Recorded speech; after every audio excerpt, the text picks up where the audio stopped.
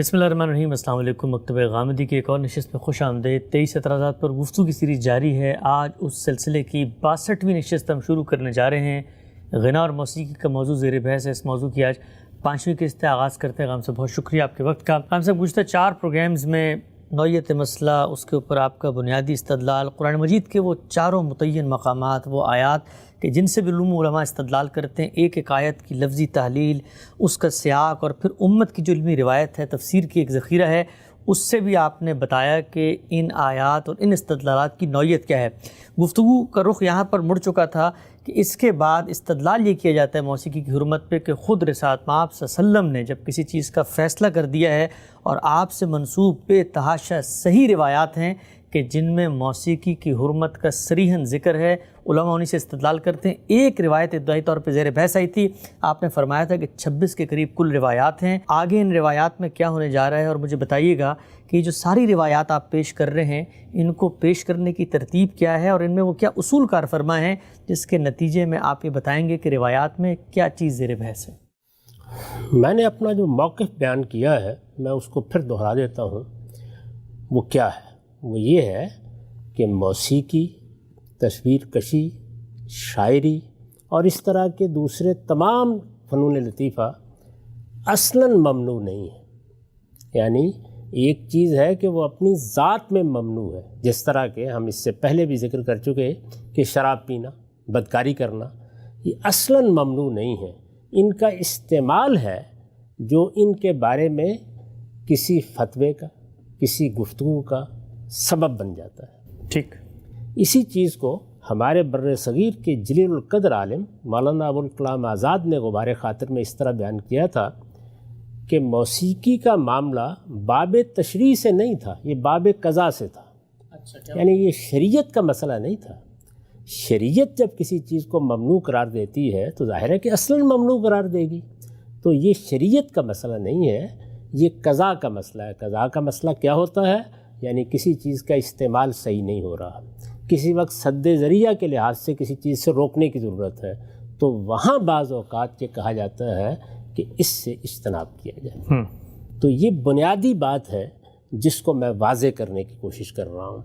यानी ये जितने भी फ़नून लतीफ़ा हैं, इनसे मुतल्लक़ अगर हुर्मत की कोई बात होनी थी तो वो सराहत के साथ होनी चाहिए थी। ठीक, मैंने अर्ज़ कर दिया कि जब कुरान मजीद किसी चीज़ को ममनू करार देता है, रिसालत आप सल्लल्लाहु अलैहि वसल्लम किसी चीज़ को ममनू करार देते हैं, तो उसके लिए असालीब क्या होते हैं। ये चीज़ ममनू है, ये चीज़ हराम है, अल्लाह ताला ने इसको हराम ठहरा दिया है, इसी तरीके से इसके करीब मत जाओ, ये गंदा शैतानी काम है, इससे इज्तनाब करो। इस तरह के असालीब इख्तियार किए जाते हैं। दूसरी बात मैंने ये अर्ज़ की थी कि अगर किसी मौके के ऊपर इस तरह किसी चीज़ को ममनू नहीं करार दिया गया और इतलाक़ का मसला है, तो इतलाक़ की बुनियादें ख़ुद कुरान मजीद ने बयान कर दी हैं। यानी उसने बता दिया है कि अखलाकियात के बाब में हुर्मत के बुनियादी उसूल क्या है। ठीक, वो आप जानते हैं, मैं फिर उनको दोहरा देता हूँ। यानी आप ये मुतय्यन करके बताएंगे कि ये फ़लाँ चीज़ ऐसी वाक़या हो गई है कि इस पर फाहिशा का इतलाक़ होता है, ऐसी वाक़या हो गई है कि इस पर हक़ तलफ़ी का इतलाक़ होता है, इस पर जान माल आबरू के ख़िलाफ़ ज़्यादती का इतलाक़ होता है, जुल्म का इतलाक़ होता है, उद्वान का इतलाक़ होता है, इस पर शिरक का इतलाक़ होता है, इस पर बिदअत का इतलाक़ होता है। ठीक, तो ये दूसरा पहलू हो गया। अब उसके बाद मज़ीद आगे बढ़िए और उस दायरे में दाखिल हो जाइए कि जहाँ इस्तेमाल ज़ेर बहस आता है। जब एक चीज़ असलन ममनू नहीं है, उसको अल्लाह ताला ने हराम नहीं करार दिया, उसको अल्लाह के पैगंबर ने हराम करार नहीं दिया, बल्कि उसका इस्तेमाल मौजूए बहस बनेगा, तो मैंने अर्ज़ किया कि इस्तेमाल चूँकि जायज़ है असलन, तो उसके जवाज़ के वाक़यात भी होंगे। अच्छा, उसमें अगर किसी मौके पर तरगीब दी गई है तो ये भी बिल्कुल मतवक्का है। उसकी वजह क्या है कि वो चीज़ें जो जायज़ होती हैं, मिसाल के तौर पर तफरीह के लिए कोई चीज़ जायज़ है, यानी एक पहलू तो वो है ना कि उससे कोई अच्छा काम लिया जा रहा है, कोई नेकी और खैर के फ़रोग़ का ज़रिया बनाया जा रहा है। अगर तफरीह के लिए भी कोई चीज़ जायज़ है तो ये हो सकता है कि किसी मौके के ऊपर उसकी तरगीब दी जाए, उसकी तरफ लोगों को मतवज्जे किया जाए। इसी तरह बाज़ मौके तहसीन के भी हो सकते हैं, यानी उसकी खूबी बयान की जाए। तो एक चीज़ अगर असलन ममनू नहीं है तो फिर इन मुख्तलिफ़ पहलुओं से उसका ज़िक्र इतलाक़ी रवायतों में आ जाएगा। یہاں یہ بات بھی واضح طور پر سمجھ لینی چاہیے کہ روایتیں جو کچھ بھی ہیں، یعنی جن کو ہمارے ہاں عام طور پر حدیث کہا جاتا ہے، فنی اصطلاح میں اخبار احاد، روایتیں جو کچھ بھی ہیں وہ بہرحال اطلاقی ہوتی ہیں، اطلاقی نہیں اپلائڈ، یعنی اس میں کیا چیز زیر بحث آتی ہے؟ وہ چیزیں جو رسالت پاک صلی اللہ علیہ وسلم نے سنت کی حیثیت سے جاری کر دیں، وہ چیزیں جن کو قرآن مجید نے بیان کر دیا، ان کی کوئی تفہیم ہو رہی ہے، ان کی کوئی تبیین ہو رہی ہے، کسی موقع پر رسالت پاک صلی اللہ علیہ وسلم نے اس کے کسی استعمال کی طرف توجہ دلا دی ہے، لوگوں کو اس میں اشتغال دیکھ کے اس کے بارے میں کوئی ممانعت کی بات یا اس کے بارے میں کوئی تنبیہ کی بات کر دی ہے، تو یہ سب کی سب اطلاقی ہوتی ہیں۔ ٹھیک، یعنی ان سے ایسا نہیں ہوتا کہ کسی چیز کی حرمت ابتداً ثابت کی جائے، یہی متعین کرنا پڑتا ہے کہ یہ کس اصول پر آئی ہیں، ان کے پس منظر میں کیا ہے، قرآن و سنت میں ان کی بنیاد کیا ہے، ان چیزوں کو ملحوظ رکھ کے ان کو پڑھا بھی جاتا ہے، ان کو سمجھا بھی جاتا ہے۔ ٹھیک، تو میں نے عرض کیا کہ استعمال کے جو واقع ہیں، جس طرح کہ میں نے شاعری کی مثال دی تھی کہ قرآن مجید نے دیکھیے کتنی شدید مذمت کر دی ہے شعراء کے بارے میں۔ سورہ شعراء میں سے جو کچھ میں نے پڑھ کے سنایا تھا وہ آپ اندازہ کر لیجئے کہ کس قدر سخت الفاظ میں ہے، لیکن کسی نے کبھی اس سے یہ استدلال نہیں کیا کہ اب شاعری ممنوع ہو گئی ہے۔ تو شاعری ممنوع نہیں ہے، موسیقی ممنوع نہیں ہے، غنا ممنوع نہیں ہے، تصویر کشی ممنوع نہیں ہے، اداکاری ممنوع نہیں ہے، جتنے بھی فنون لطیفہ ہیں اصلاً قرآن مجید میں نہ ان کے بارے میں کوئی بات کہی گئی ہے، نہ رسالت میں آپ صلی اللہ علیہ وسلم نے اس سلسلے میں کوئی سنت جاری کی ہے۔ روایتوں میں اب جو کچھ بھی آئے گا وہ استعمال کے مختلف مواقع ہوں گے جن پر کوئی تبصرہ ہو جائے گا، جن میں کوئی صحابی اپنا نقطہ نظر بیان کر دے گا، جس میں رسالت میں آپ صلی اللہ علیہ وسلم کچھ فرمائیں گے، یعنی یہ سب کی سب چیزیں اسی دائرے کی چیزیں ہوں گی۔ اس میں آپ دیکھیں گے کہ مذمت کی چیزیں بھی آ جائیں گی، اس میں اباحت کے مواقع بھی آ جائیں گے، اس میں ترغیب کے مواقع بھی ہوں گے، اور اس میں تحسین کے مواقع بھی ہوں گے۔ ٹھیک، تو ان کو ہم اسی ترتیب کے ساتھ سامنے رکھتے جائیں گے۔ اس سے پہلے آپ یہ جانتے ہیں کہ ایک روایت میں پڑھ کے سنا چکا ہوں، 26 کے قریب یہ روایتیں ہیں۔ میں نے یہ عرض کر دیا تھا کہ ان کے انتخاب کی بنیاد کیا ہے؟ محدثین کا یہ اصول کہ رسالت میں آپ صلی اللہ علیہ وسلم کی نسبت سے کوئی روایت اگر بیان کرنی ہے تو اس کو صحیح ہونا چاہیے یا کم سے کم حسن کے درجے میں ہونا چاہیے۔ ٹھیک، ہم سب اس سے پہلے کہ آپ روایات کا آغاز کریں اور ہم پورے ذخیرہ حدیث میں یہ جو آپ نے بتایا کہ ان پیرایوں میں وہ روایتیں آئیں گی، کہیں مذمت بھی ہوگی، کہیں تحسین بھی ہوگی، کہیں ترغیب بھی ہوگی، ان کو ہم دیکھتے ہیں۔ ایک سوال میں یہاں پر آپ سے پوچھنا چاہتا ہوں، عام طور پہ مذہبی ذہن کی جانب سے سامنے آتا ہے، یہ آپ فرماتے ہیں کہ اصلاً مباح ہیں، تو وہ یہ کہتے ہیں کہ جی چلیں آیتوں کی تو آپ نے تحلیل کر کے بتا دیا کہ ان 4 آیتوں سے حرمت ثابت نہیں ہوتی، لیکن یہ اصلاً مباح ہونا بھی تو بہت بڑا دعویٰ ہے۔ قرآن کی کون سی آیت میں لکھا ہوا ہے کہ موسیقی مباح ہے، موسیقی جائز ہے، جاؤ موسیقی سنو؟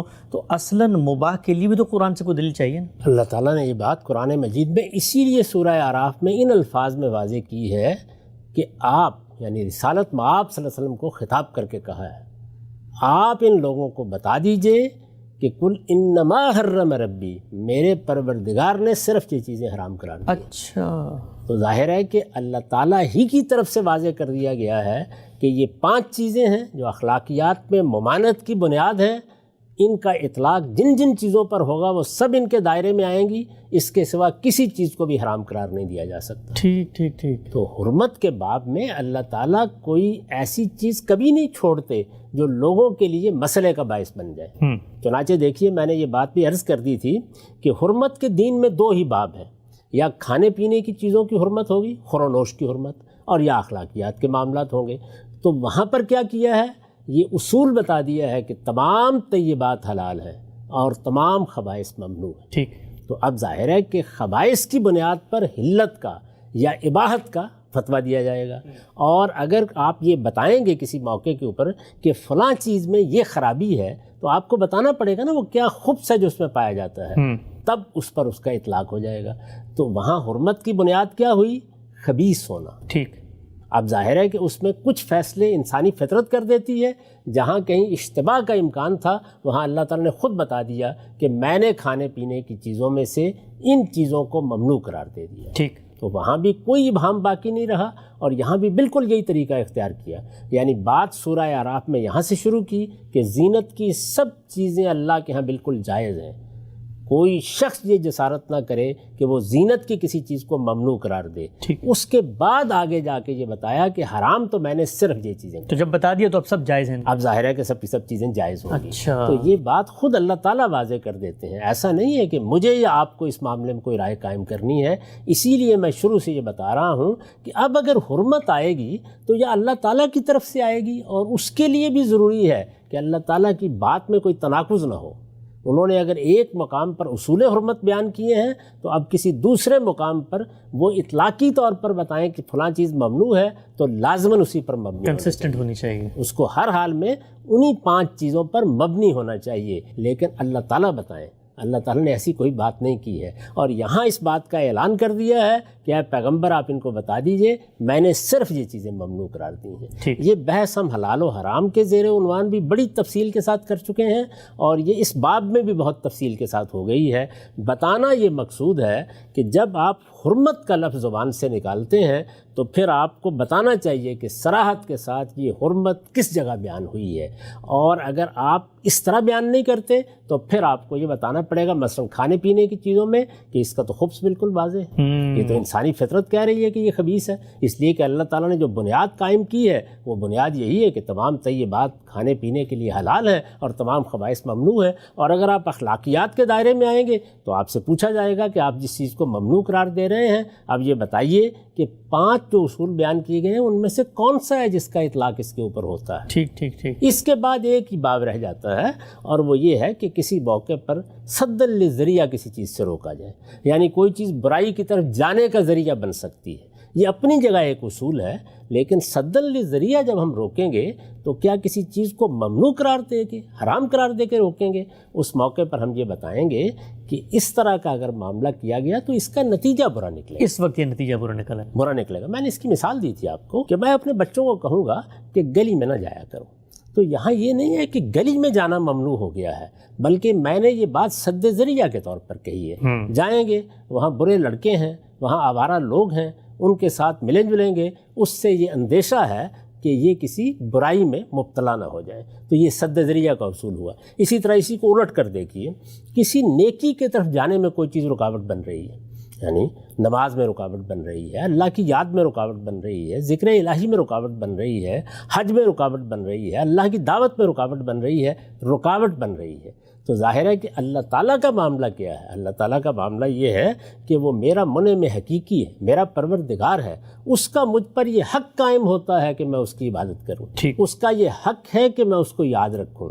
اسی وجہ سے دیکھیے نماز کے بارے میں کیا بتایا ہے کہ اس کا مقصد کیا ہے. یہ کہا کہ اقیم الصلاۃ لذکری, اللہ یاد رہے, اللہ تعالیٰ کے ساتھ سچا تعلق قائم رہے. اللہ نے اگر یہ کہا ہے کہ 5 وقت میرے سامنے حاضر ہو جاؤ تو میں حاضر ہوں, اللہ کی کتاب پڑھی جائے تو میں اس کو سمجھوں اور سنوں, اللہ کے پیغام کو پہنچایا جائے, اس کی دعوت پیش کی جائے تو میں اس کی طرف کان لگاؤں.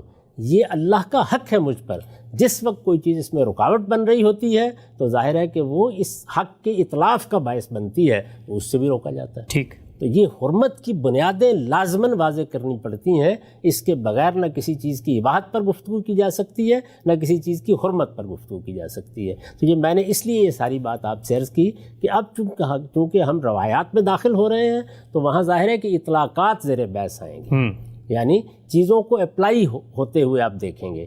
کہیں کسی معاملے پر, کسی فعل پر, کسی ایسے معاملے میں جہاں رسالت مآب صلی اللہ علیہ وسلم کچھ کر رہے ہیں یا صحابہ کو کسی چیز کے بارے میں توجہ دلا رہے ہیں, اس طرح کے مواقع زیر بحث آئیں گے. تو میں نے عرض کیا کہ اب آپ یہ دیکھیں گے کہ موسیقی کے بارے میں بعض موقعوں پہ تنبیہ سامنے آئے گی, بعض موقعوں پر مذمت کا اسلوب بھی سامنے آئے گا, بعض موقعوں کے اوپر اس کی اباحت بالکل واضح ہو رہی ہوگی, بعض موقعوں پر اس کی ترغیب دی جا رہی ہوگی, اور بعض موقعوں پر اس کی تحسین کی جا رہی ہوگی. یہ سب چیزیں ہوں گی اس لیے کہ جو بنیادی اصول ہے وہ انہی چیزوں کا تقاضا کرتا ہے کہ یہ کوئی اصلاً ممنوع چیز نہیں ہے, یہ اس کا استعمال ہے. تو استعمال میں چونکہ یہ ساری جہتیں آ جاتی ہیں اس لیے یہ تمام روایتوں میں سامنے بھی ہم سب 2-2-4 کی طرح یہ بات بالکل واضح ہوئی کہ جو عام طور پہ کہا جاتا ہے کہ جی اباحت کی دلیل بھی قرآن مجید سے لا کے دی جائے. بہت ہی آپ نے گہرائی میں اس چیز کو واضح کیا. اب میں چاہتا ہوں بغیر کسی توقف کے ہم آئیں روایات پہ. رسالت مآب صلی اللہ علیہ وسلم سے منسوب وہ صحیح حسن درجے کی کیا روایات ہیں جن میں موسیقی زیر بحث ہے, اور وہ روایتیں کیا کہہ رہی ہیں؟ میں نے یہ عرض کر دیا تھا کہ روایتوں کی جو عربی عبارات ہیں ان کو ہم نہیں پڑھیں گے, میں ترجمہ آپ کے سامنے رکھ دوں گا، اس لیے کہ اس سے بات بہت پھیل جائے گی۔ جہاں جہاں رسالت مآب صلی اللہ علیہ وسلم کی نسبت سے کوئی ایسی بات بیان ہوئی ہے جو موضوع بحث بننی چاہیے، جس کے بارے میں کوئی تعویل تشریح کا مسئلہ پیدا ہو سکتا ہے، وہاں میں اس کے اصل الفاظ بھی آپ کو سنا دوں۔ درست۔ یہ روایت عبداللہ بن عمر رضی اللہ عنہ سے، اور یہ مسند احمد سے لی گئی ہے، اس کا رقم ہے 4535۔ روایت یہ ہے، عبداللہ بن عمر رضی اللہ عنہ کے آزاد کردہ غلام نافع سے روایت ہے کہ ابن عمر نے، یعنی عبداللہ بن عمر رضی اللہ عنہ کے آزاد کردہ غلام نافع سے روایت ہے کہ ابن عمر نے ایک مرتبہ سفر میں کسی چرواہے کی بانسری کی آواز سنی تو اپنی انگلیاں دونوں کانوں میں ڈال لیں۔ بانسری کی آواز سنی، ٹھیک، اپنی انگلیاں دونوں کانوں میں ڈال لیں اور اپنی اونٹنی کے چہرے پر ہاتھ مار کر سواری کو دوسری طرف موڑا اور اپنا راستہ بدل لیا۔ ٹھیک۔ پھر وقفے سے وہ مجھ سے پوچھتے رہے، نافع کیا اب بھی وہی آواز سن رہے ہو؟ نافع کون ہے؟ ان کے آزاد کردہ غلام۔ ٹھیک۔ یہ مسلمان ہیں، بڑی حیثیت ہے ان کی۔ یہ معلوم ہے کہ یہ در حقیقت وہ سند ہے جس کو سلسلۃ الذہب کہا جاتا ہے۔ پھر وقفے سے وہ مجھ سے پوچھتے رہے، نافع کیا اب بھی وہی آواز سن رہے ہو؟ یعنی بانسری کی آواز سنی، اپنی انگلیاں کانوں میں ڈال لی، سواری کا رخ موڑ لیا اور اپنے آزاد کردہ غلام سے یہ پوچھ رہے ہیں کیا اب بھی وہی آواز سن رہے ہو؟ میں جب ہاں میں جواب دیتا تو وہ چلتے رہتے، یہاں تک کہ جب آواز بند ہو گئی اور میں نے کہا نہیں اب کوئی آواز نہیں آ رہی تو انہوں نے اپنے ہاتھ کانوں سے ہٹا لیے۔ نافع نے جب کہا کہ اب کوئی آواز نہیں آ رہی، نافع نے جب کہا کہ اب کوئی آواز نہیں آ رہی تو انہوں نے اپنے ہاتھ کانوں سے ہٹا لیے اور سواری کو دوبارہ اسی راستے پر لے آئے۔ اچھا، یعنی انہوں نے اپنی انگلیاں بھی کانوں میں ڈال لی تھیں اور سواری کو بھی دوسرے راستے پر لے گئے تھے، تو اب پرانے راستے پر لے آئے جس پر وہ چل رہے تھے۔ پھر فرمایا، نبی صلی اللہ علیہ وسلم نے ایک چرواہے کی بانسری کی آواز سنی تو میں نے آپ کو اسی طرح کرتے دیکھا تھا۔ یعنی کیا کرتے دیکھا تھا کہ نبی صلی اللہ علیہ وسلم نے بھی عبداللہ بن عمر سے یہ کہا تھا کہ تم ذرا خیال رکھنا، اور خود کانوں میں انگلیاں ڈال لی تھی، ٹھیک، اور اسی طرح سواری کا راستہ الگ کر لیا تھا۔ چنانچہ انہوں نے یہ کہا کہ جو اس وقت رسالت مآب صلی اللہ علیہ وسلم نے کیا تھا وہ میں کر رہا ہوں، اور جو اس وقت مجھ سے آپ نے فرمایا تھا وہ میں نے تم سے کہا ہے۔ اچھا، یہ بات انہوں نے بیان کی۔ ٹھیک۔ اب ظاہر بات ہے کہ اس میں ایک آدمی بادن نظر میں یہ محسوس کرتا ہے کہ بانسری آلات میں سے، آلات موسیقی میں سے ہے۔ رسالت مآب صلی اللہ علیہ وسلم نے اپنی انگلیاں اگر کانوں میں ڈال لی ہیں تو یہی ہے نا کہ بانسری کی آواز نہیں سننی چاہیے۔ لیکن دیکھیے خود روایت کی تحلیل کر کے دیکھیے، اگر یہ حرمت کا باب ہوتا تو رسالت مآب صلی اللہ علیہ وسلم عبداللہ بن عمر سے کہتے کہ تم سنتے رہو، بہت اہم بات ہم سے، اور پوری طرح متوجہ رہو اور مجھے بتاتے رہو کہ کیا اب بھی بانسری کی آواز آ رہی ہے، اور کیا عبداللہ بن عمر آگے اپنے آزاد کردہ غلام نافع کے ساتھ یہ گفتگو کرتے۔ یعنی حرمت کا معاملہ تو یہ تھا کہ اس جگہ خود بھی سننے سے اجتناب کیا جاتا اور ان سے بھی کہا جاتا، کیونکہ بھائیوں کو بھی حرام سے بچانا ہے، سب کو، یعنی حرمت کا معاملہ تو یہی ہوگا نا۔ تو اس وجہ سے جب کبھی اس طرح کی کوئی چیز آ جائے، اس میں واقعات ہوتے ہیں، ان کا پس منظر نہیں بیان ہوتا، بعض اوقات پوری بات بھی نقل نہیں ہوتی، ایک واقعہ جو ہمارے سامنے آ گیا ہے، اب جو چیزیں ہم بطور اصول سمجھ چکے ہیں ان کو سامنے رکھ کر دیکھیں گے کہ کیا معاملہ ہوا ہوگا۔ ٹھیک، یہ بات ہر شخص جانتا ہے کہ رسالت مآب صلی اللہ علیہ وسلم جب کبھی سفر کرتے تھے تو سفر کے دوران میں نماز با جماعت تو اتر کر ہو جاتی تھی، لیکن جب آپ نماز پڑھ چکتے یا صحابہ کرام کو پڑھا دیتے تو اس کے بعد اگر اپنی سواری پر تشریف فرما ہوتے تو بارہا قرآن مجید کی تلاوت کر رہے ہوتے تھے، اچھا، اللہ کو یاد کر رہے ہوتے تھے، تسبیح و تحمید ہو رہی ہوتی تھی، یعنی ذکر و فکر کا جو شغل ہے وہ جاری ہوتا تھا۔ اس طرح تلاوت قرآن مجید، یعنی اس کی بہت سی چیزیں آپ کو روایات کے اندر مل جائیں گی۔ اب ذرا تھوڑی دیر کے لیے تصور کیجئے کہ کسی موقع پر آپ اسی طرح مصروف ہیں، تسبیح میں مصروف ہیں، تحلیل میں مصروف ہیں، یا تلاوت کر رہے ہیں، یا نماز پڑھ رہے ہیں، اسی طرح کی کسی مشغولیت میں ہے اور اس میں بانسری کی آواز آنے لگ گئی ہے۔ اچھا، تو یہی ہونا چاہیے نا۔ یعنی اب آپ دیکھیے کہ اگر ہمارے ہاں بھی کوئی ایسی صورت پیدا ہوگی تو کسی کو ایسے ہی کہا جائے گا کہ بھائی ذرا دیکھتے رہنا یہ آواز کب بند ہوتی ہے. ٹھیک. یعنی لاؤڈ اسپیکر ہی آپ کے گھر کے سامنے ہے اور اسی میں کسی موقع کے اوپر کوئی مولوی صاحب بلند آہنگ تقریر فرما رہے ہیں, آپ امتحان کی تیاری کرنے میں مصروف ہیں, یا کوئی اور اچھا نیکی کا خیر کا کام کر رہے ہیں, آپ کے ہاں کوئی دعوت کی مجلس منعقد ہے, آپ لوگوں کو قرآن مجید کا درس دے رہے ہیں, اس طرح کے سب مواقع پیش آ سکتے ہیں. ہم اس سے پہلے عرض کر چکے کہ کوئی چیز اگر اللہ تعالیٰ کی یاد میں رکاوٹ بنتی ہے یا کسی موقع پر آپ کو اللہ کی یاد سے روکنے کا باعث بن رہی ہے یا نماز کی طرف جانے سے روک رہی ہے, تو ایسے سب مواقع کے اوپر ایک بندہ مومن کیا کرے گا؟ تو رسالت مآب صلی اللہ علیہ وسلم نے اسی طرح کے کسی موقع پر ایسا کیا. اس سے حرمت کا کسی طرح بھی استدلال نہیں ہوتا, اس سے کراہت کا استدلال بھی نہیں ہوتا. یعنی جو کچھ رسالت مآب صلی اللہ علیہ وسلم اس موقع پر کر رہے ہوں گے اس میں ظاہر بات ہے کہ یہ چیز رکاوٹ بن گئی ہے, تو آپ نے اپنے ایک خادم کو یہ کہا یا آپ کہیے اپنے ایک صحابی کو یہ کہا کہ تم ذرا خیال رکھو اور جیسے ہی یہ بند ہو جائے تو مجھے بتا دینا, اور راستہ بھی تھوڑا الگ کر لیا. ہو سکتا ہے کہ بہت قریب سے آواز آ رہی ہو تو فرمایا کہ ذرا دور کے راستے سے ہو کے آ جاتے ہیں تاکہ آپ اپنے ذکر و شغل کو جاری رکھ سکیں. یہ اتنی واضح بات ہے اور اتنی سامنے کی بات ہے کہ جس کی طرف معلوم ہوتا ہے کسی نے توجہ نہیں کی, ورنہ بہت سیدھے طریقے سے یہ بات آپ سمجھ سکتے ہیں کہ رسالت مآب صلی اللہ علیہ وسلم نے عبداللہ بن عمر سے یہ کیوں کہا ہوگا.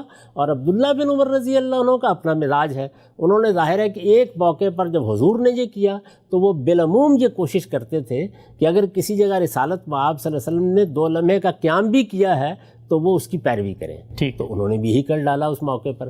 یعنی عبداللہ بن عمر رضی اللہ عنہ کو اس وقت کوئی مسئلہ پیش آیا یا نہیں آیا یہ زیر بحث نہیں ہے, لیکن رسالت مآب صلی اللہ علیہ وسلم نے جب یہ کیا ہے تو ظاہر ہے کہ اس کو اس زاویے سے دیکھنا چاہیے, نہ کہ آپ اس کی بنیاد پر بانسری کی حرمت یا آلات موسیقی کی حرمت یا کراہت کا فتویٰ دے دیں. آپ سے اس موقع پہ ایک چیز میں پوچھنا چاہوں گا, ذہن میں آ رہی تھی کہ جو کرائیٹیریا بیان کیا تھا 5 چیزیں سورہ اعراف کی, آپ نے فرمایا کہ وہی کرائیٹیریا ہے. آگے روایات میں کہیں پر اگر کوئی تردد سامنے آ رہا ہے, کہیں پر روکا جا رہا ہے یا خود کسی معاملے میں اجتناب کیا جا رہا ہے, تو مجھے بتائیے کہ ان 5 چیزوں میں سے کس چیز کا اطلاق خود رسالت مآب صلی اللہ علیہ وسلم نے صورتحال پہ کیا اور اس موقع پہ خود اجتناب فرما لیا؟ اس کی کیا مثال ہے؟ 2 پہلوؤں سے اس کو دیکھیے. ویسے میں ابھی اس کے بارے میں گفتگو کر چکا ہوں. یعنی ایک چیز میرے کسی جائز کام میں رکاوٹ بن رہی ہے. میں نے عربی عرض کیا کہ میں امتحان کی تیاری کر رہا ہوں, میں بیٹھا ہوا بچوں کو پڑھا رہا ہوں, اور ایک یہ کہ کوئی چیز اللہ تعالیٰ کی یاد میں رکاوٹ بن گئی. اچھا, تو اگر کسی جائز کام میں رکاوٹ بن رہی ہے تو وہ تو ہم اپنی روزمرہ زندگی میں بہت سے اقدامات کرتے ہیں. یعنی اگر فرض کر لیجئے کہ آپ کے دروازے پر ہی کسی نے جلسہ منعقد کر دیا ہے اور آپ محسوس کر رہے ہیں کہ سونا بھی مشکل ہو رہا ہے, تو ہو سکتا ہے کہ آپ کو اقدام کریں اس طرح کا, یا وہاں سے اٹھ کے ہی چلے جائیں, یا اپنی بہن کے یہاں جا کے سو رہے ہیں. یعنی 10 اقدامات ہو سکتے ہیں. یہ ایک جائز کام آپ کے نیند میں, آپ کے آرام میں, آپ کی آسائش میں, آپ کی توجہ میں رکاوٹ بن گیا ہے. اللہ کی یاد میں رکاوٹ بنا ہے تو میں نے ابھی اس کی وضاحت کی ہے کہ یہ در حقیقت اس پروردگار کے حق کو تلف کرنے کا باعث, یعنی وہ حق تلفی جو وہاں پر آئی ہے, یعنی اس کے اطلاف کا باعث بن گیا. اچھا, تو اب ظاہر ہے کہ یہ چیز حرمت کے دائرے میں چلی جائے گی. ذرا ایک نظر پیچھے ڈال کے دیکھیے کہ رسالت مآب صلی اللہ علیہ وسلم جب جمعے کے خطبے کے لیے کھڑے ہو گئے تو اللہ تعالیٰ نے کیا فرمایا؟ یہ فرمایا کہ اس موقع پر خرید و فروخت چھوڑ دو. وہ خرید و فروخت تو ممنوع نہیں ہو گئی تھی, لیکن اس وقت وہ خرید و فروخت اللہ کی یاد میں رکاوٹ بن گئی. اچھا, تو اس کو ممنوع قرار دے دیا گیا, اور پھر یہ کہا کہ جمعے کا خطبہ ہو جائے, نماز پڑھی جائے, اس کے بعد تم جا کے خرید و فروخت بھی کرو, تجارت بھی کرو. تو بعض موقع ایسے ہوتے ہیں کہ جہاں ایک چیز یا تو آپ کے کسی جائز کام میں رکاوٹ بن جاتی ہے, اور یا اللہ کی یاد میں, اللہ کی طرف رجوع میں, اللہ کے بارے میں غور و فکر میں رکاوٹ بن جاتی ہے, یا اس کی عبادت میں رکاوٹ بن جاتی ہے. تو دونوں کو بالکل الگ الگ طریقے سے سمجھ لینا چاہیے. یہاں صاف معلوم ہوتا ہے کہ رسالت مآب صلی اللہ علیہ وسلم نے اگر بانسری کی حرمت یا کراہت بیان کرنی تھی, یا اس کو آلات موسیقی میں سے قرار دے کر اس سے روکنا تھا, تو پھر تو آپ کو یہ چاہیے تھا کہ پیغمبر کی حیثیت سے آپ عبداللہ بن عمر کو بھی توجہ دلاتے اور یہ کہتے کہ یہ وہ چیز ہے کہ جس کو ہمیں روکنا ہے. پھر کیا رسالت مآب صلی اللہ علیہ وسلم نے اس کے بعد چرواہوں کو توجہ دلائی کہ آئندہ سے کوئی بانسری نہ بجایا کرے؟ کیا اس کے بارے میں کوئی پابندی لگائی گئی؟ کیا اس کے بارے میں لوگوں کو کوئی تنبیہ کی گئی؟ ایسا کچھ بھی نہیں ہوا. تو ایک واقعہ ہوا ہے جس کو چونکہ ان روایتوں میں سیاق سباق اسباب اس طرح بیان نہیں ہوتے، تو جو بنیادی اصول ہوتے ہیں ان کی روشنی میں رکھ کے سمجھ لینا چاہیے۔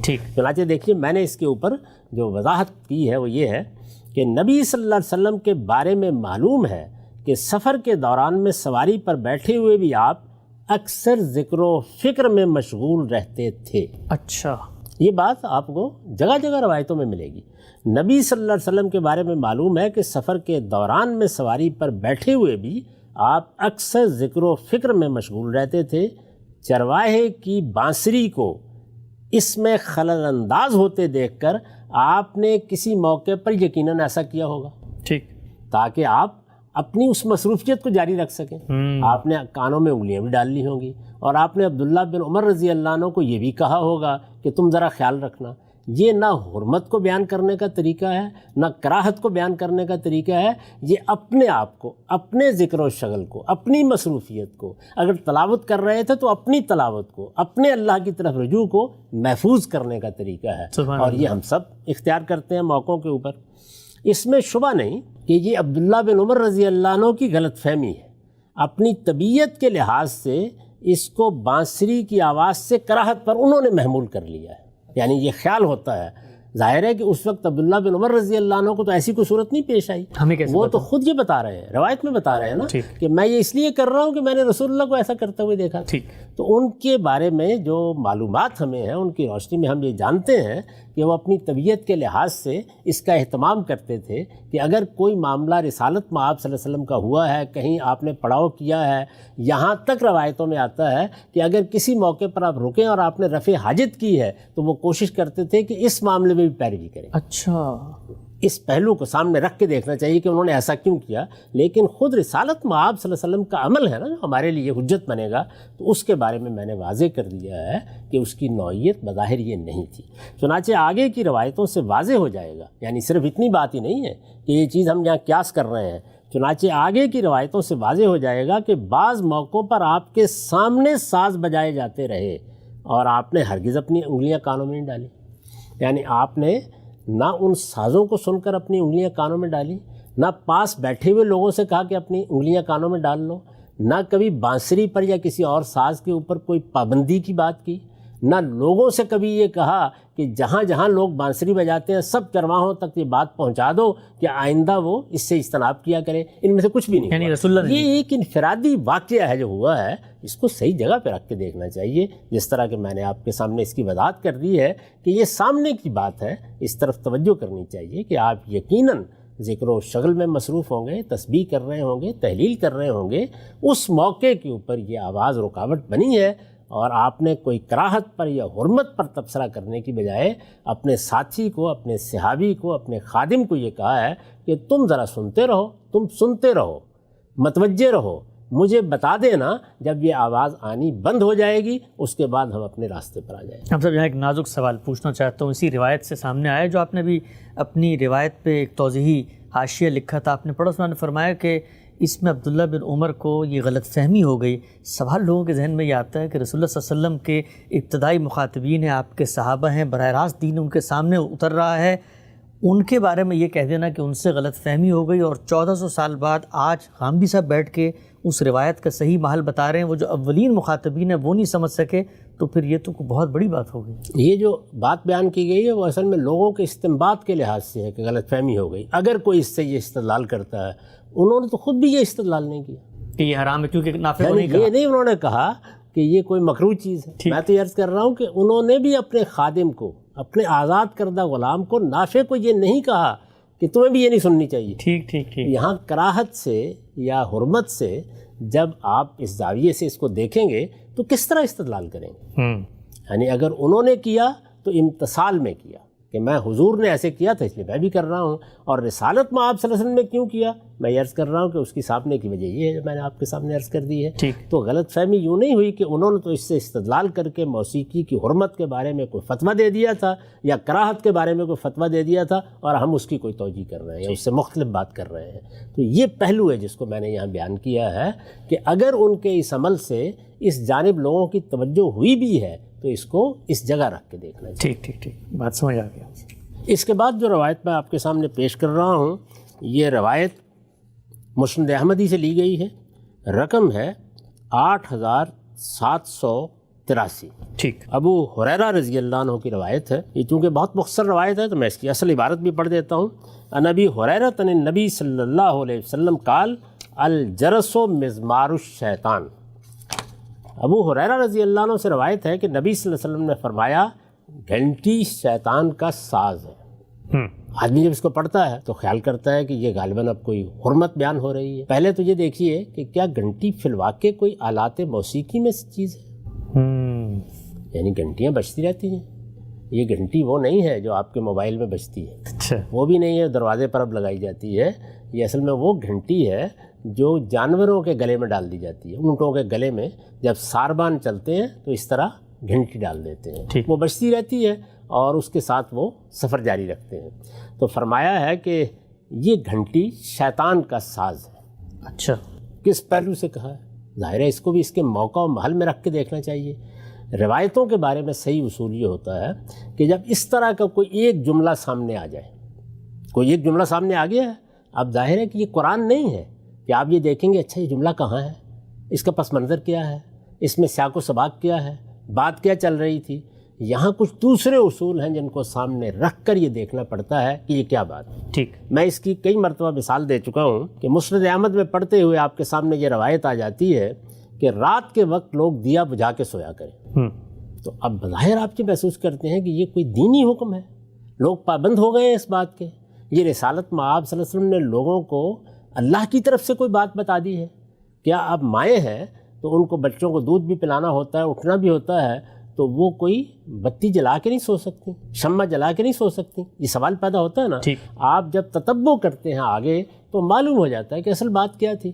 چنانچہ خود روایتوں سے یہ بات واضح ہو جاتی ہے کہ رسالت مآب صلی اللہ علیہ وسلم نے ایک اور موقع کے اوپر اس کی وضاحت فرمائی ہے، اور ظاہر ہے کہ اس موقع پر بھی وہ پوری بات کہی گئی ہوگی، لیکن راوی حضرات اس کو اس طریقے سے بیان کر دیتے ہیں۔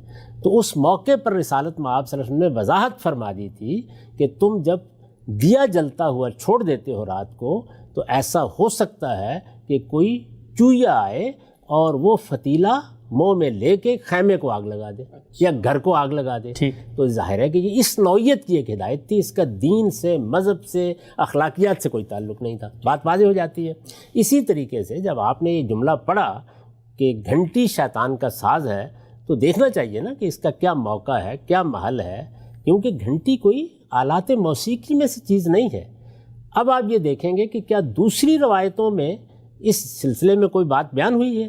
چنانچہ میں آپ کے سامنے کچھ روایتیں رکھتا ہوں اس باب میں۔ یہ روایت ابو ہریرہ رضی اللہ عنہ کی ہے، یعنی اس سے پہلے جو روایت ہم نے پڑھی جس میں یہ بیان کیا گیا ہے کہ گھنٹی شیطان کا ساز ہے، وہ بھی ابو ہریرہ ہی سے ہے۔ یہ روایت بھی ابو ہریرہ ہی سے ہے اور یہ بھی مسند احمد سے لی گئی ہے۔ اس کا رقم ہے 7566۔ ٹھیک، اس کے الفاظ کیا ہیں؟ ابو ہریرہ رضی اللہ عنہ کا بیان ہے کہ رسول اللہ صلی اللہ علیہ وسلم نے فرمایا جس قافلے میں کتا یا گھنٹی ہو فرشتے اس کے ہمراہ نہیں ہوتے۔ اچھا، اسی مضمون کی ایک اور روایت سن لیجئے۔ یہ روایت مسند ابن جاد میں بھی ہے، ہم نے اس کو السنن الکبریٰ سے لیا ہے، نسائی کی السنن الکبریٰ، اور وہاں اس کا رقم ہے 9483۔ روایت یہ ہے کہ ام سلمہ رضی اللہ عنہ کہتی ہیں میں نے رسول اللہ صلی اللہ علیہ وسلم کو سنا کہ آپ نے فرمایا جس گھر میں گھنٹی ہو فرشتے اس میں داخل نہیں ہوتے اور جس قافلے میں گھنٹی ہو وہ اس کے ہمراہ بھی نہیں ہوتے۔ اچھا، تو اب یہ معلوم ہوا کہ کوئی اور مسئلہ ہے جو یہاں زیر بحث ہے، یہ موسیقی نہیں ہے جو یہاں زیر بحث آ گئی ہے، یہ آلات موسیقی کا مسئلہ نہیں ہے جس پر یہ روایتیں گفتگو کر رہی ہیں، کوئی اور مسئلہ زیر بحث آ گیا ہے۔ تو میں آپ کو یہ بتاتا ہوں کہ اس کی نوعیت کیا ہے۔ ٹھیک، اس سے پہلے میں یہ عرض کر چکا بانسری کے معاملے میں کہ رسالت مآب صلی اللہ علیہ وسلم کے گھر میں، رسالت مآب صلی اللہ علیہ وسلم کے سفروں میں، آپ کے سریوں میں، آپ کے غزوات میں جب بھی کبھی سفر ہوتا تھا تو ایک تو وہ پہلو ہے جو ہم نے ابھی سمجھا کہ خود رسالت مآب صلی اللہ علیہ وسلم اونٹ پر بیٹھے ہوئے سفر کرتے ہوئے ذکر فکر بھی کرتے تھے۔ ابھی ہم نے یہ بات سمجھی کہ آپ تلاوت بھی کرتے تھے، آپ نماز بھی پڑھتے تھے، یہ آپ کی مشغولیت۔ قرآن مجید سے بھی یہ بات معلوم ہوتی ہے اور روایتوں سے بھی معلوم ہوتی ہے کہ فرشتے بھی ہم رکاب ہوتے تھے۔ اچھا، یعنی اللہ کے فرشتے، ظاہر ہے اللہ کا آخری پیغمبر زمین پر ہے، ان کا گھر میں بھی آنا جانا ہوتا تھا. بہت روایتوں میں یہ ذکر ہوا ہے کہ جبریل اکثر آتے رہتے تھے, رسالت مآب صلی اللہ علیہ وسلم انتظار بھی کرتے تھے. ایک موقع پر کتوں کے معاملے میں یہی مسئلہ پیش آ گیا. یعنی فرشتے, ظاہر ہے کہ کوئی بزرگ آپ کے گھر میں آ رہا ہے, آپ کی کوئی محبوب ہستی آپ کے گھر میں آ رہی ہے, تو اس کے کیا مسائل ہیں, وہ کس چیز کو پسند کرتے ہیں, کس چیز کو ناپسند کرتے ہیں, کیا چیز ان کی طبع نازک پہ گراں گزر سکتی ہے, آپ ان چیزوں کا خیال رکھتے ہیں نا. جی. تو فرشتوں کا آنا جانا گھر میں بھی ہوتا تھا اور فرشتوں کا آنا جانا آپ کے قافلوں میں بھی رہتا تھا, بلکہ وہ ساتھ چلتے تھے, ہم رکاب ہوتے تھے. یہ چیزیں دوسری روایات سے معلوم ہو جاتی ہیں. فرشتوں کے بارے میں خود قرآن مجید نے کیا بیان کیا؟ قرآن مجید نے یہ بیان کیا کہ جب اللہ تعالیٰ نے اپنی یہ اسکیم ان کے سامنے رکھی کہ میں زمین میں ایک ایسی مخلوق بنانے والا ہوں جس کو میں اختیار بھی دوں گا اور اقتدار بھی دوں گا, تو انہوں نے فوراً سوال کیا کہ اگر آپ اختیار بھی دیں گے اور اقتدار بھی دیں گے تو پھر تو فساد برپا ہو جائے گا, خون بہے گا. اس کے ساتھ انہوں نے اپنے بارے میں ایک بات کہی. انہوں نے یہ کہا نحن نسبح بحمدک ونقدس لک, ہمارا تو شب و روز کا شغل یہ ہے کہ ہم اللہ کی تسبیح و تقدیس کرتے رہتے ہیں, ہم آپ کی تسبیح و تقدیس کرتے رہتے ہیں. یعنی فرشتے ہماری طرح نہیں ہے کہ ہم نے کھانا بھی کھانا ہے, ہم نے کہیں باہر بھی جانا ہے, ہم نے کاروبار بھی کرنا ہے, ہم نے اپنے کاروبار کے منصوبے بھی بنانے ہیں, ہم نے ملازمت بھی کرنی ہے, ہم نے گھر والوں کے ساتھ بیٹھ کر گپ شپ بھی کرنی ہے, ہم نے بچوں سے بھی کھیلنا ہے. ظاہر ہے ان کی یہ مشغولیتیں نہیں ہیں. ان کی شب و روز کی مشغولیت کیا ہے؟ تسبیح و تقدیس. وہ قافلے میں جا رہے ہوں گے تو ظاہر ہے اسی میں مشغول ہوں گے. رسالت مآب صلی اللہ علیہ وسلم کے پاس آئیں گے تو اگر وہ فارغ ہوں گے تو یہی کر رہے ہوں گے. تو ایک یہ پہلو. دوسرا خود رسول اللہ کی اپنی شخصیت, ظاہر ہے کہ پیغمبر کی اپنی شخصیت میں بھی فرشتوں کا عکس ہوتا ہے. تو رسول اللہ بھی یہی کرتے تھے. یعنی جب موقع ملتا تو آپ اللہ کو یاد کرتے, جب موقع ملتا تو تلاوت قرآن مجید کرتے, جب موقع ملتا تو نوافل میں مصروف ہوتے. خود رسالت مآب صلی اللہ علیہ وسلم کی بھی اس میں ظاہر ہے کہ گھنٹی بھی رکاوٹ بنتی ہے اور کتا بھی رکاوٹ بن جاتا ہے. اچھا, یعنی یہ ایک نیکی اور خیر کا عمل ہے, اور دوسری جانب فرشتوں کے معمولات ہیں, رکاوٹ بن جاتے ہیں. اس طرح کے کسی موقع کے اوپر آپ نے یہ جملہ بولا ہو. کتا کیسے بنتا ہے؟ ہم سے بھونکتا ہے وہ. ظاہر بھونکتا ہے. ٹھیک. میں آپ کو اس کے اوپر جو میں نے نوٹ لکھے ہیں وہ اب ایک ترتیب کے ساتھ سنا دیتا ہوں, اس سے خود واضح ہو جائے گا کہ اس کی نوعیت کیا ہے. پہلی روایت جو ہم نے پڑھی اس میں یہ تھا کہ گھنٹی شیطان کا ساز ہے. میں نے اس پر لکھا ہے کہ آگے اور پیچھے کی روایتیں پیش نظر ہوں. یہ وہی روایتیں ہیں جو میں نے آپ کو پڑھ کے سنا دی. ٹھیک. آگے اور پیچھے کی روایتیں پیش نظر ہوں تو یہ سمجھنے میں دقت نہیں ہوتی کہ یہ غالباً اسی موقع پر فرمایا ہے جب قافلے میں مسلسل بجتی ہوئی گھنٹیوں کی آواز کسی وقت آپ کے ذکر و فکر اور تسبیح و تحلیل میں خلل انداز ہوئی. راوی نے اسے علی الاطلاق بیان کر دیا. ٹھیک. یعنی جو قیامت راوی حضرات ڈھاتے ہیں وہ یہی ہے کہ موقع کیا ہے, سیاق کیا ہے, بات کا محل کیا تھا, وہ اس کو نظر انداز کر دیتے ہیں اور ایک جملہ جو ان کو یاد رہ گیا وہ بیان کر دیتے ہیں. آگے اور پیچھے کی روایتیں پیش نظر ہوں تو یہ سمجھنے میں دقت نہیں ہوتی کہ یہ غالباً اسی موقع پر فرمایا ہے جب قافلے میں مسلسل بجتی ہوئی گھنٹیوں کی آواز کسی وقت آپ کے ذکر و فکر اور تسبیح و تحلیل میں خلل انداز ہوئی ہے. راوی نے اسے علی الاطلاق بیان کر دیا ہے, یعنی یہ پس منظر بتائے بغیر بیان کر دیا ہے. لیکن اس فن کے ناقدین جانتے ہیں. کون سا فن؟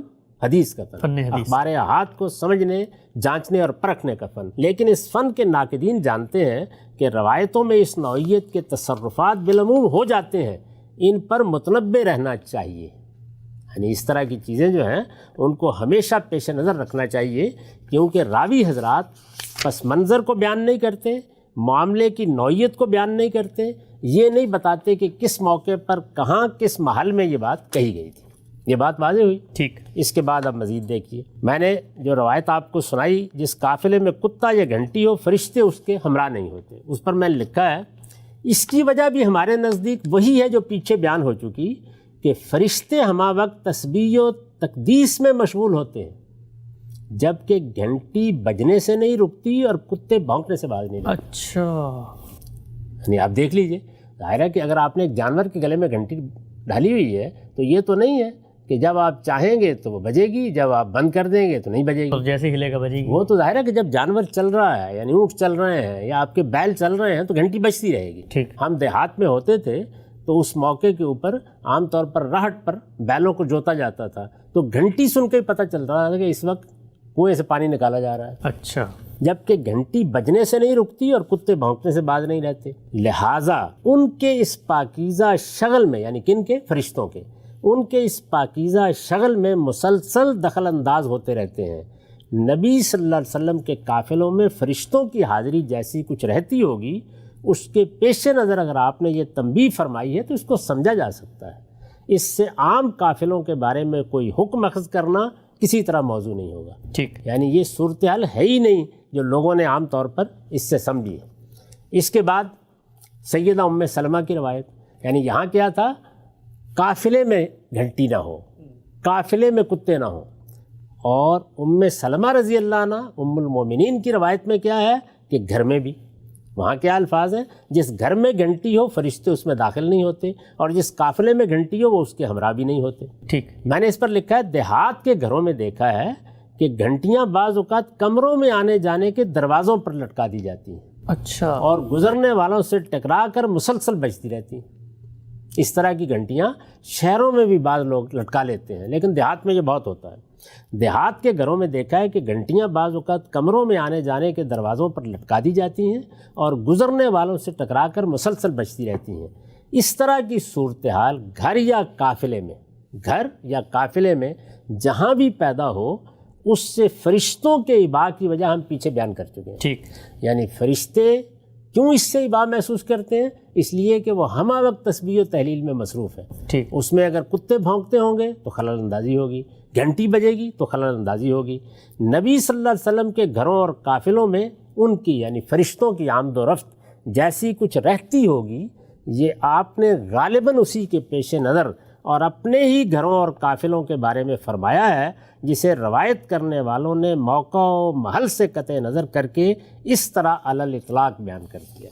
تو اس سے یہ بات آپ پر واضح ہو گئی ہوگی کہ کسی چیز کا اگر موقع و محل متعین نہ کیا جائے اور ظاہر الفاظ سے کوئی رائے قائم کر لی جائے تو نوعیت کیا بن جاتی ہے۔ ٹھیک، اس کی ایک اور مثال میں آپ کے سامنے پیش کر دیتا ہوں، دیکھیے وہاں کیا ہوا ہے۔ یہ روایت سیدہ عائشہ سے ہے، ام المومنین، یہ بھی مسند احمد سے لی گئی ہے۔ رقم کیا ہے؟ 25,166۔ سیدہ عائشہ رضی اللہ عنہا سے روایت ہے کہ غزوہ بدر کے دن رسول اللہ صلی اللہ علیہ وسلم نے حکم دیا کہ اونٹوں کی گردنوں میں لٹکی ہوئی گھنٹیوں کو کاٹ دیا جائے۔ اچھا، بدر کے دن؟ بدر کے دن، ظاہر ہے کہ بدر سے پہلے رہیں، بدر کے بعد بھی ایسی کوئی بات نہیں کی گئی۔ اس موقع پر یہ کیوں کہا؟ یعنی جیسے میں نے آپ سے عرض کیا کہ یہ جو جملہ بولا گیا ہے کہ گھنٹی شیطان کا ساز ہے، تو کسی موقع پر بولا گیا ہے۔ ٹھیک، پھر میں نے آپ کو یہ بتایا کہ دیکھیے اور روایتیں موجود ہیں جو اس سے آگے بڑھ کر یہ کہہ رہی ہیں اور یہ بتا رہی ہیں کہ جس قافلے میں گھنٹی بجتی ہو اور جس میں کتے ہوں، اس میں فرشتے ساتھ نہیں چلتے۔ تو ایک فرشتوں کی مصاحبت کا پہلو، ایک خود رسالت مآب صلی اللہ علیہ وسلم کی اپنی ذات والا صفات کے ذکر و شغل کا پہلو، ان کو سامنے رکھ کر سمجھنا چاہیے کہ گھنٹی کس چیز میں رکاوٹ بن گئی ہے یا بانسری کس چیز میں رکاوٹ بن گئی ہے۔ تو یہاں پر اب دیکھیے کیا ہے، میں نے لکھا ہے کہ جنگ کے موقع پر، غزوہ بدر کا موقع ہے، رسول اللہ نے فرمایا کہ اونٹوں کی گردنوں میں لٹکی ہوئی گھنٹیوں کو کاٹ دیا جائے۔ اب آپ کے ذہن میں اگر یہ بات ہے کہ یہ تو کوئی آلات موسیقی کی حرمت ہے اور گھنٹی کو آپ نے کھینچ تان کر آلات موسیقی کے ذیل میں رکھ دیا ہے۔ میرے ایک نہایت عزیز دوست تھے اور بڑے عالم تھے، محدثین کے طریقے پر ساری زندگی حدیث پہ کام کرتے رہے۔ میں ان کے گھر ان کو ملنے کے لیے گیا، تو آپ یہ دیکھیے کہ دروازہ کھٹکھٹاتے رہے، آواز نہیں پہنچ رہی تھی ان کو۔ بڑی مشکل سے آواز پہنچی، وہ تشریف لائے، تو ہم نے جس طرح روایتاً آدمی پوچھتا ہے، یہ پوچھا کہ آپ نے کوئی دروازے پر گھنٹی کیوں لگائی؟ تو انہوں نے کہا کہ گھنٹی تو ممنوع ہے۔ اچھا، اب ظاہر ہے کہ انہی روایتوں کی بنیاد پر انہوں نے یہ رائے قائم کی تھی۔ جی، میں نے لکھا ہے کہ جنگ کے موقع پر خاص کر رات کی تاریکی میں ہونے والے حملوں سے بچنے کے لیے اس طرح کی تدبیروں کی ضرورت ہوتی ہے۔ حملے کے موقع پر اندیشہ ہوتا ہے کہ شب خون مارا جائے گا۔ اچھا، رات کے وقت اگر جنگ روکنی پڑی ہے، ظاہر ہے کہ اس وقت جنگ اس طرح نہیں ہوتی تھی، روکنی پڑی ہے اور اس میں پڑاؤ کیا گیا ہے یا مختلف موقعوں کے اوپر لوگ بیٹھے ہوئے ہیں، تو اندیشہ ہوتا تھا کہ یہ پتہ چل جائے گا کہ ہم نے اونٹ کدھر بٹھائے ہیں، ہمارے خیمے کدھر ہیں۔ جنگ کے موقع پر خاص کر رات کی تاریکی میں ہونے والے حملوں سے بچنے کے لیے اس طرح کی تدبیروں کی ضرورت ہوتی ہے۔ یہ آپ کو یاد ہوگا کہ ہمارے بچپن میں بھی جب 65 کی جنگ ہوئی، اس کے بعد 71 کا معاملہ ہوا، تو اس وقت بلیک آؤٹ کرا دیا گیا تھا، یعنی روشنیاں بند کر کے رکھی جائیں. ظاہر ہے کہ اس سے روشنیوں کی حرمت مقصود نہیں تھی، بہت اہم مثال. بلکہ اس موقع پر یہ مسئلہ پیش آ گیا کہ کہیں دشمن کے جہاز حملہ آور نہ ہو جائیں. جنگ کے موقع پر خاص کر رات کی تاریکی میں ہونے والے حملوں سے بچنے کے لیے اس طرح کی تدبیروں کی ضرورت ہوتی ہے تاکہ دشمن لشکر کے پڑاؤ کی طرف راستہ نہ پا سکے. بدر کے موقع پر فرشتوں کی ایک بڑی جماعت بھی مسلمانوں کی نصرت کے لیے موجود رہی تھی. خود بتایا قرآن نے، قرآن مجید نے بتایا، یہ بتایا ہے کہ 3000 کے 5000 فرشتے موجود ہوں گے. بدر کے موقع پر فرشتوں کی ایک بڑی جماعت بھی مسلمانوں کی نصرت کے لیے موجود رہی تھی. یعنی ایک پہلو وہی کہ کہیں لشکر کی طرف راستہ نہ پالیں لوگ، دوسرا یہ کہ خود فرشتے بھی موجود ہیں. نبی صلی اللہ علیہ وسلم نے ہو سکتا ہے کہ ان کی رعایت سے یہ ہدایت فرمائی ہو، جیسے کہ آگے کی روایتوں میں بیان ہوا ہے جو ہم پڑھ چکے ہیں اس سے پہلے. اسے علی الاطلاق گھنٹیوں کی حرمت یا کراہت کا حکم نہیں سمجھنا چاہیے جس طرح کے عام طور پر سمجھا گیا. ہم سب موسیقی کی حرمت کے حوالے سے جو روایات پیش کی جاتی ہیں اس کو ایک ترتیب سے ہم آپ سے جان رہے ہیں. کل روایات آپ نے فرمایا تھا 26 ہیں، چند روایات زیر بحث ہیں. ان سے بالعموم علماء استدلال کرتے ہیں کہ ان میں تو موسیقی کی مذمت کا پہلو زیر بحث ہے، ان کا مقام، ان کا محل، ان کا پس منظر، کیا سیاق ہے جن میں وہ زیر بحث ہیں. بڑی تفصیل سے آپ نے بتایا اور خود تمام روایات کے استقصاء سے اس نقطہ نظر جس کی آپ تائید کر رہے ہیں اس کو پیش کیا. موقع یہاں پر ہے کہ میں آپ سے پوچھوں کہ بعض روایات ایسی بھی ہیں کہ جن میں یہ کہا جاتا ہے کہ یستحلون، ان لوگوں نے ان معازف کو، آلات موسیقی کو حلال کر لیا ہے. ان روایتوں سے بھی حرمت پہ استدلال کیا جاتا ہے. وہ روایتیں کیا بیان کر رہی ہیں؟ اور پھر سب سے اہم بات کہ جو آپ نے ایک بہت بڑا دعویٰ کیا کہ خود موسیقی کی تحسین اور بسا اوقات ترغیب کی بات بھی روایتوں میں سامنے آتی ہے، وہ روایات کون سی ہیں، ان میں کیا چیز زیر بحث ہے، سب کچھ جانیں گے. وقت ہمارے یہاں پہ ختم ہوتا ہے، انشاءاللہ دوبارہ حاضر خدمت ہوں گے. اب تک آپ کا بہت شکریہ. بہت شکریہ.